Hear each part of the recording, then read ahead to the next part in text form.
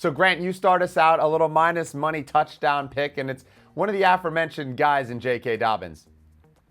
Yeah, no, J.K. Dobbins, anytime touchdown score, sitting around 120 to minus 120 to minus 140. I got it minus 120. He's just been fantastic for this team. He's been so good. Great matchup going up against the Cardinals. Cardinals have been a bottom 3 defense versus the run. And the Chargers this year, even though they have Justin Herbert, they've been running the ball a ton. Passing the ball right around 50%, running it right around 50%, and their pass rate over expectation, bottom 5 in the league. Dobbins is the workhorse back in this offense here. No Gus Edwards, not playing anymore on the IR. Dobbins has been getting just boatloads of carries every single game. Doesn't have a ton of red zone touches, but again, he was splitting that backfield at the early games of the season. So Dobbins probably going to be a huge part of this offense. Great matchup. And the wide receiving core for the Chargers, a little bit banged up right now. We don't even know who's going to be playing, but we know Dobbins is going to be rushing the ball a lot regardless of who's in there. Right, yeah, 17.5 is his over-under on rush attempts, and you mentioned it. Gus Edwards being out really gives Dobbins just even more of a workload and even more red zone carries, and it feels like if they're getting inside the 5, it's probably Dobbins for 2 or even 3 carries before he gets into the end zone against this Arizona rush defense. Yeah, no, this game is going to be fun. This game could see something similar to what we saw with the Commanders-Ravens matchup.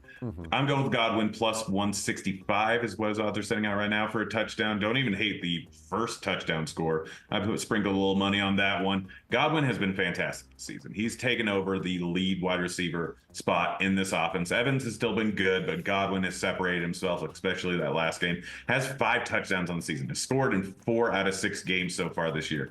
Gets a great matchup versus the Ravens. Ravens overall decent defense, but they've been absolutely crushed in the passing game so far this season, giving up the most passing yards per game while allowing the least amount of rushing yards per game. They are a clear pass funnel. The Bucs, they like to run the ball, even though they're not very efficient at it when White's in the game. They're going to mix things up with their running backs, but they're going to struggle with the run. And with the high total in this game, we can expect a lot of work for Godwin in this spot. I'm not going to be surprised if he's got 10 targets in this game. And in the red zone, he's been targeted just 1 less time than Mike Evans so far this year, who Evans historically has been one of the best red zone threats for a wide receiver over the course of his career. So Godwin's kind of turning into Mike Evans late in the red zone. Gonna get the volume there. Odds way too high considering how good he's been. He's probably just as close to scoring a touchdown for his odds as Mike Evans is, yet we're getting an extra 25 points here. Yeah, what a 180 for Chris Godwin. Last year it was like 2 touchdowns in the regular season. We kept asking ourselves, when is he going to find the end zone? And then all of a sudden this season, it's just been touchdown galore. He's really solidified himself. Like he's been more successful than Mike Evans in this offense just from a total yards perspective. And then you mentioned it, the red zone opportunities, it's kind of neck and neck between the two. So I love this one.